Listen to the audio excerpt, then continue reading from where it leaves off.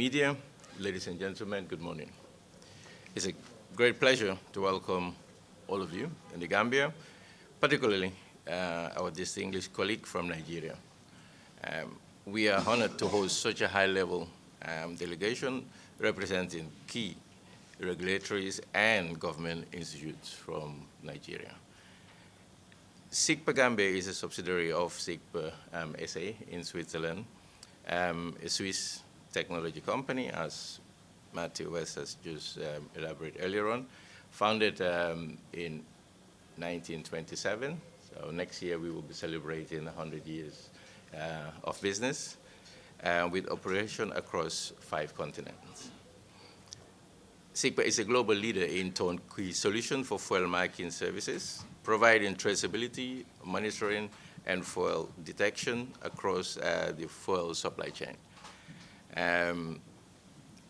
SIGPA Fuel Integrity Solution has been implemented successfully in many countries to help government reduce smuggling, combat tax evasion, and protect revenue by physical marking fuel and enabling the supply chain tracking and rapid field analysis. In the Gambia, the Fuel Integrated Solution has been implemented closely coordination with the Gambia Revenue Authority and KORA. This visit of our colleagues from Nigeria will offer an opportunity for open dialogue, practical observation over the coming days, and the delegation will see how the system operates, engage with our technical team, and exchange views and relevant authorities with the relevant authorities. And as well connect with the end users. Once again, I would like to thank the Gambia Revenue Authorities for its leadership and its partner in facilitating this engagement, as the CG earlier mentioned. We look forward to a constructive and productive visit. Thank you.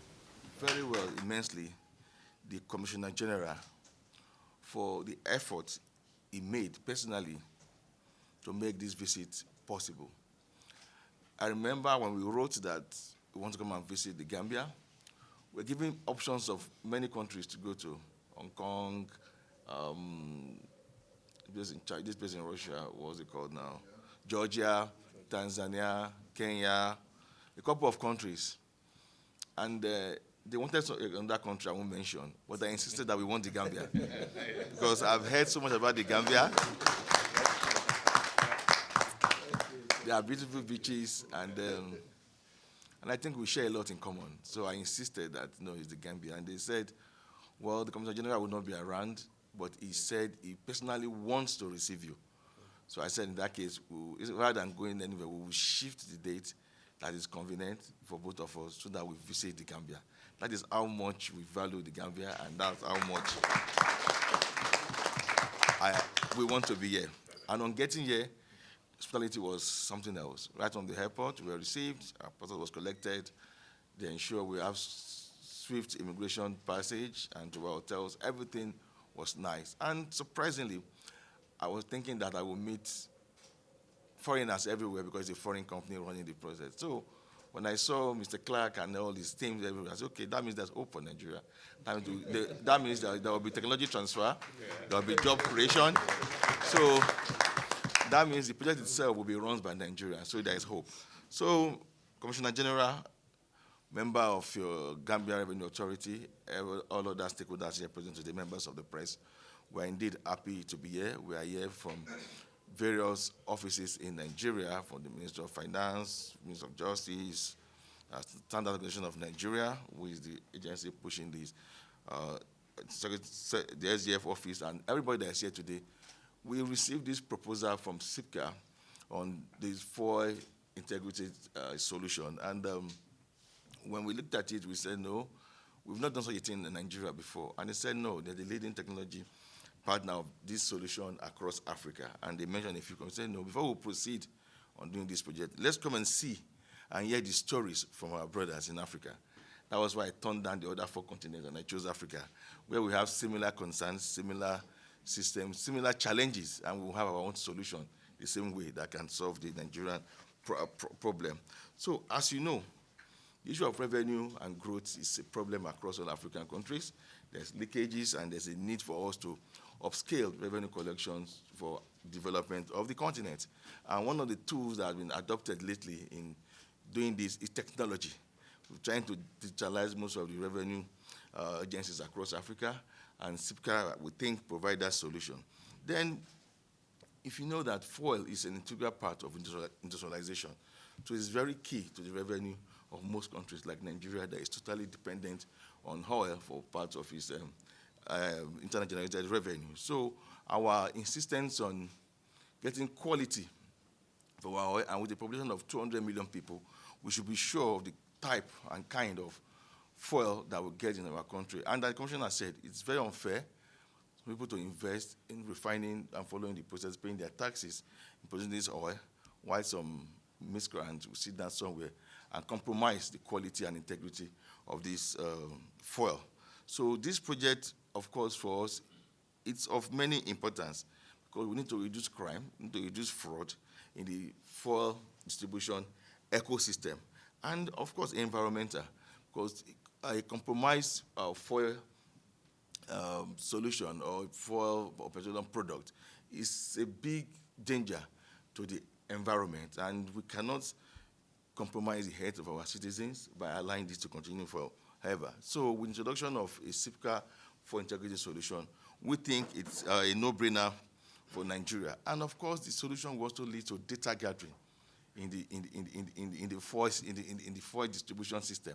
Because with technology, you can know what is being produced, what is being distributed, what is being consumed, and that can also lead to planning and in terms of collecting data for revenue. So we feel that beyond all this I've mentioned, there needs to be a trust between the citizens and the government, and even the producer, to know that, okay, what is coming, what they are telling us is what should be.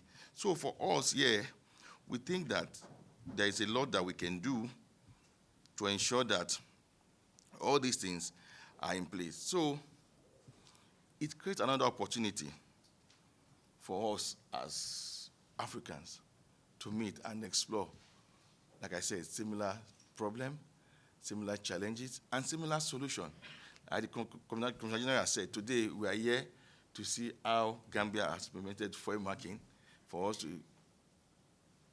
borrow a clue from it and use it in our country to leverage our economic development. Tomorrow it could be the turn of Gambia. So we are coming to Nigeria to learn how we have done a lot of our biofuel technology through SIPCA and even our excise and conformity products. So we think we are here, first of all, in the spirit of brotherhood, also in the spirit of regional integration and development. As my brother said, he never knew me, but he made sure and insisted that he wants to be around to receive me. If tomorrow Gambia wants to visit Nigeria, no matter where I am in the world, I will insist I have to be around to reciprocate the gesture that my brother has done. So the importance of energy development and industrialization in Africa cannot be overemphasized. There's to be a reliable and trusted fuel distribution system, as I said. And the high level of importation of fuel in this part of the continent is no brainer for us to bring on board technology that will check fraud and check the compromise of it. So smuggling, as the Commissioner said, is a major issue across Africa, and we know why. Our borders are not that secure across the regions. So we have a porous border, then the only thing we can use right now, we cannot, like President Trump is doing in the US that wants to fence the border of Mexico, we cannot fence the border of Africa. No. But we can send technology down to do a fence across the movement of illicit product and fuel, being one of the issues why we are here today. So we need to adopt a national standard. And why one of the reasons we are here is that, like I said, we are driving this project through the Standard Nation of Nigeria, that are the one responsible for creating standards for all products in the country. So they want to understand, we want to learn, what are the standards you've put in place, what is the legal and regulatory framework that you develop to actually bring this solution to bear, because if there are no standards, there can be consequences, there can be compliance. So we want to really interrogate with you, learn from you, discuss with you, within the next couple of days to know. We're here till Sunday, actually, so we'll keep enjoying your good food, your good weather, and the other good things that you have before we go back on Sunday. So we want to see the standard you've set. We want to know your lessons learned, because you must have faced challenges implementing this product. How do you handle it? What's the legal framework you have in place to make this sustainable? What are the pushback that you got? How were you able to overcome them? What will you advise as improvement so that we can go ahead, we can go and improve on it? The mistakes you've made is what is important for us. Because when you say you have experience, because you have made many mistakes and you can't make them again. So let's know these mistakes so that we will not make them at all.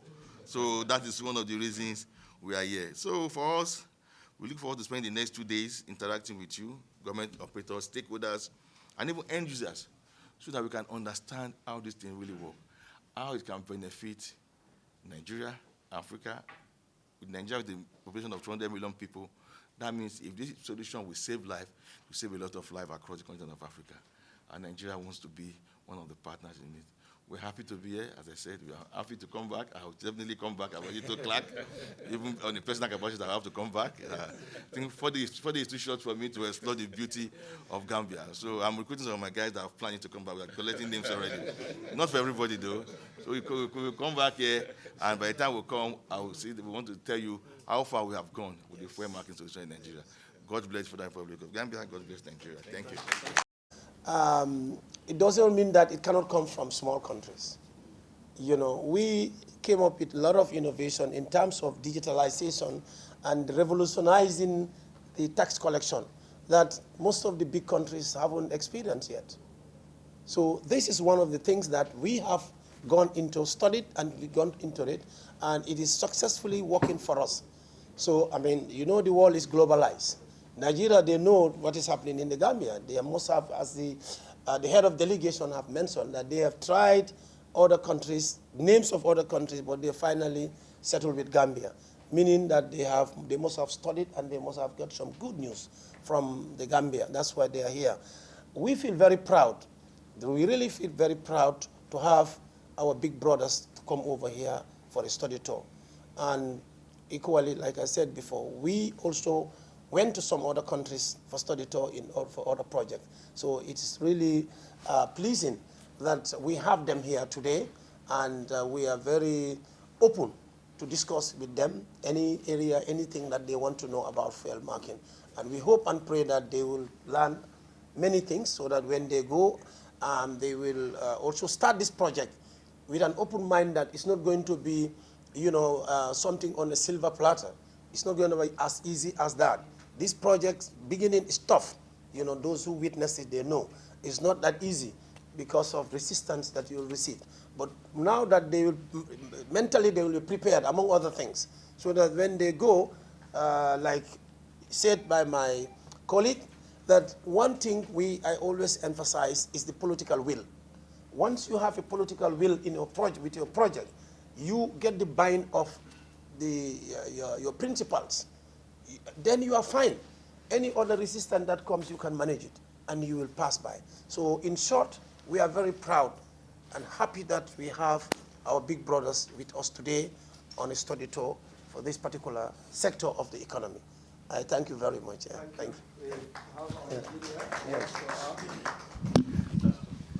With due respect to the Commissioner General and the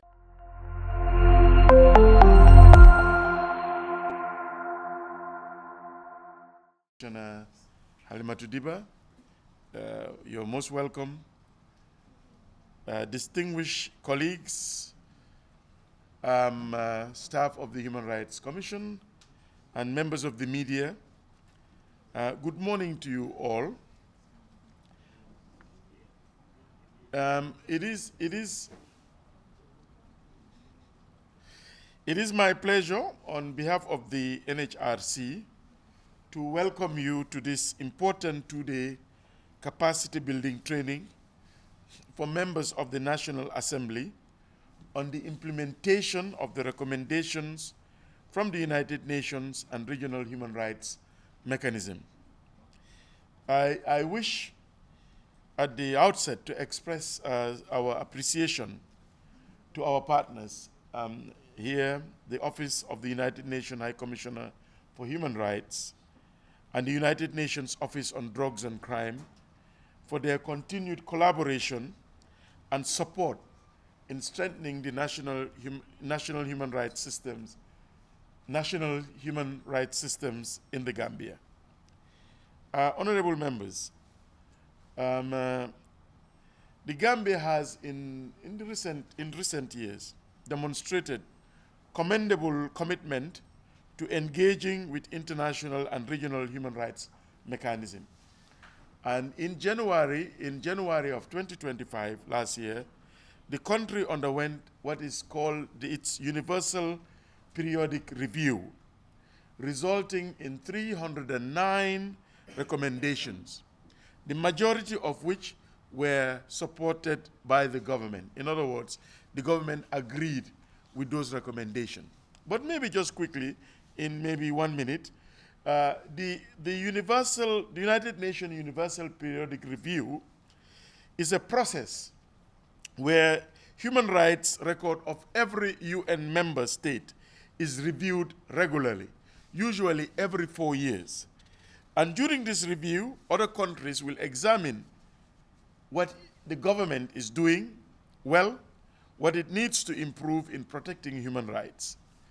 Then the states will make, it's like a peer review, then the states will make recommendation for progress, and the country being reviewed, in this case it was the Gambia, can accept this recommendation and therefore is expected to work on them before the next review, which will happen in 4 years' time. So the Gambia also during last year engaged with treaty bodies, including the Committee on the Rights of the Child and the Committee on Enforced Disappearance, among others. Ladies and gentlemen, honorable members, these engagements are not merely procedural. They are opportunities to reflect, to reform, and to renew our collective commitment to ensuring that the rights and freedom that are guaranteed under our Constitution and also our international obligations are realized in practice for every person in this country. But the true value of recommendations, of these recommendations, honorable members, lies not in their adoption, but in their implementation. And that is why we felt as a national human rights institution that we gather here together to go through these recommendations. It's about implementation, not just what the government adopts. Because, honorable members, if you look at under section 100, subsection 1 of the 1997 Constitution, the National Assembly holds the legislative authority of the state, and that is very important. And through your oversight, your lawmaking, your budget approval, and your representation functions, it is central, therefore, to translate international commitments into national laws, into policies, and resource allocations. In particular, the Standing Committee on Human Rights and Constitutional Matters plays a crucial role in ensuring that the executive and all public institutions uphold constitutional and international human rights obligations. It is important. And the National Human Rights Commission, an institution created by this august body, reports directly to the National Assembly. And our partnership with this institution is therefore fundamental. And together, we share a responsibility to promote accountability, strengthen governance, and ensure that human rights are mainstream across national development processes. So this training, therefore, is both timely and strategic, ladies and gentlemen. It aims to enhance understanding of the recommendation issued to the Gambia by various human rights mechanisms, strengthening the capacity of honorable members to analyze the challenges affecting this implementation, and to support the integration of this recommendation into legislative work, into public policy and budgetary processes. Equally important is to seek to deepen collaboration between the National Assembly, the National Human Rights Institution, the UN agencies, and civil society across in advancing human rights. But National Assembly members, please allow me to emphasize a point. A word of clarification, maybe even inspiration and encouragement. Today, we are living in a time when it appears that there is a growing pushback against human rights globally. In some instances, even countries that were historically seen as champions and moral voices for fundamental rights and freedom are perceived to be retreating from these commitments. This reality can sometimes create doubts, it can create cynicism, and the mistaken belief that human rights are optional or that they do not exist. We must resist that notion. Human rights are not the property of any single country or origin. They are universal, they are fundamental, they are inalienable rights, and they are interdependent. No nation has a monopoly over them, and no country's failure or inconsistency diminishes their validity or importance. We are all guided collectively by the Universal Declaration of Human Rights, 1948, the core United Nations Human Rights Conventions and Treaties, and the African Charter on Human and People's Rights, and the protocols, and its protocols, and the 1997 Constitution. These are the instruments that form the normative and legal foundation upon which our work stands. So whatever and whenever any country chooses to disregard these standards, it is not a sign that human rights does not exist.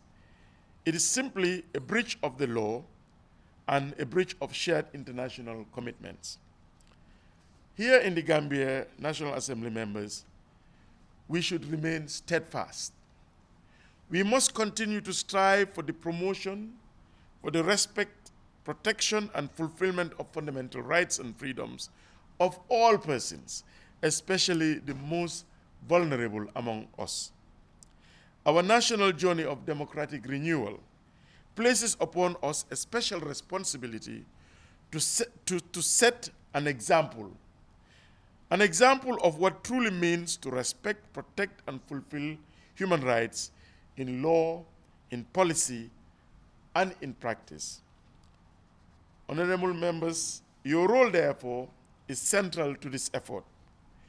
Through legislation, oversight, and budgetary authority, you shape the conditions that either advance or hinder the enjoyment of rights in this country. Human rights practitioners, civil society, and other oversight institutions equally play a vital role in ensuring accountability, raising awareness, and supporting implementation. So let us therefore not be discouraged by recent global trends, but rather inspire to strengthen our national resolve. Gambia has, in the past, been the champion of human rights, and this is the time we should perhaps take the mantle and be at the driving seat. Let us be the shining example of a world, the global trends that is pushing or backpedaling on issues of human rights. So implementation of human rights recommendation, honorable members, is not without challenges. We know that. There are resource constraints, there are competing priorities. We know that. We appear before you for our budgets. And an institutional limitation also slows progress in this area. Yet these challenges also present opportunities of innovation, partnership, and stronger national ownership. Human rights implementation must be seen not as an external obligation. And this is important. It is not what the powerful nations are just doing that we should follow. It's not an external obligation, but it should be a national development priority. Nobody needs to tell us that the right to health, the right to education, rights of children, women's rights, a clean environment is something that we need to borrow from the West. This is us. Human rights is about us. It's about our own people, about our own well-being. We must promote social justice. We must advance sustainable development and build trust in our institutions. When the National Assembly champions human rights, National Assembly members, when you do so, laws become more responsive, budget becomes more inclusive, and governance more accountable. So over the next 2 days, I will encourage that we have an open dialogue, we have practical reflections, and constructive engagement. Let us use this platform to identify concrete steps that can be taken within parliamentary work to advance the implementation of these recommendations that were made during the Universal Periodic Review. Let us also strengthen the bridges between the National Assembly. It's important that we strengthen the bridges between the National Assembly and the oversight institution and also development partners. The National Human Rights Commission remains committed to supporting the National Assembly in this journey through technical advice, through monitoring, through research, and continued engagement. In closing, ladies and gentlemen, honorable members, I would want to thank you again. I know that Friday is always a very short day and busy day, but we thank you for your dedication and your participation in strengthening human rights in the Gambia. Your presence here reflects a shared commitment to ensuring that international standards will translate into meaningful changes in the lives of our people, Gambians. And I wish us all fruitful deliberation. Thank you.